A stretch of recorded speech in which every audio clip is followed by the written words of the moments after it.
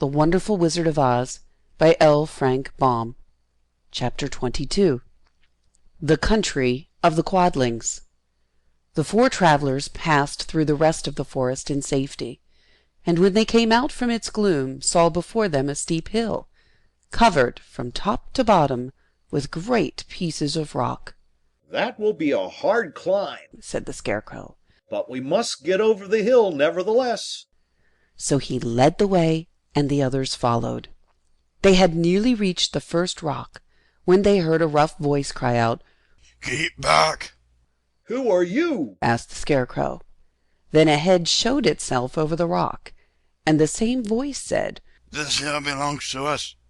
We don't want anyone to cross it." "But we must cross it," said the Scarecrow. "We're going to the country of the Quadlings." "But you shall not," replied the voice, and there stepped from behind the rock the strangest man the travelers had ever seen. He was quite short and stout, and had a big head, which was flat at the top, and supported by a thick neck full of wrinkles. But he had no arms at all, and seeing this, the Scarecrow did not fear that so helpless a creature could prevent them from climbing the hill. So he said, "I'm sorry not to do as you wish, but we must pass over your hill whether you like it or not." and he walked boldly forward. As quick as lightning the man's head shot forward, and his neck stretched out until the top of the head, where it was flat, struck the Scarecrow in the middle and sent him tumbling over and over down the hill. Almost as quickly as it came, the head went back to the body, and the man laughed harshly as he said, "Isn't it as you think?"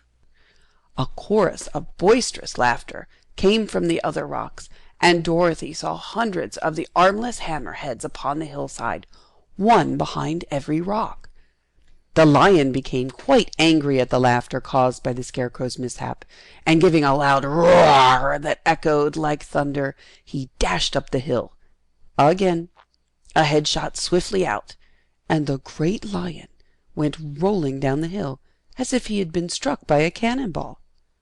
Dorothy ran down and helped the Scarecrow to his feet, and the lion came up to her, feeling rather bruised and sore, and said, "It is useless to fight people with shooting heads. No one can withstand them." "What can we do then?" she asked. "Call the winged monkeys. Suggested the Tin Woodman. You have still the right to command them once more." "Very well," she answered, and putting on the golden cap, she uttered the magic words. The monkeys were as prompt as ever, and in a few moments the entire band stood before her. "What are your commands?" inquired the King of the Monkeys, bowing low. "Carry us over the hill to the country of the Quadlings," answered the girl. "It shall be done," said the king. And at once the winged monkeys caught the four travelers and Toto up in their arms and flew away with them. As they passed over the hill, the hammerheads yelled with vexation and shot their heads high in the air, but they could not reach the winged monkeys, which carried Dorothy and her comrades safely over the hill and set them down in the beautiful country of the Quadlings. "This is the last time you can summon us," said the leader to Dorothy. "So goodbye and good luck to you." "Goodbye, and thank you very much," returned the girl, and the monkeys rose into the air and were out of sight in a twinkling. The country of the Quadlings seemed rich and happy. There was field upon field of ripening grain, with well-paved roads running between, and pretty rippling brooks with strong bridges across them. The fences and houses and bridges were all painted bright red, just as they had been painted yellow in the country of the Winkies, and blue in the country of the Munchkins. The Quadlings themselves, who were short and fat and looked chubby and good-natured, were dressed all in red, which showed bright against the green grass and the yellowing grain. The monkeys had set them down near a farmhouse, and the four travelers walked up to it and knocked at the door. It was opened by the farmer's wife, and when Dorothy asked for something to eat, the woman gave them all a good dinner, with 3 kinds of cake and 4 kinds of cookies, and a bowl of milk for Toto.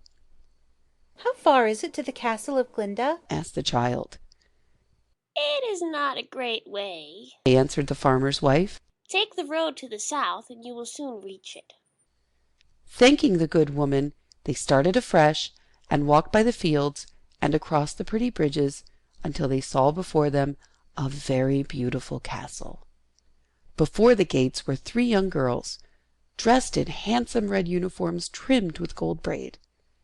And as Dorothy approached, one of them said to her, "Why have you come to the side country?" To see the good witch who rules here. She answered. Will you take me to her?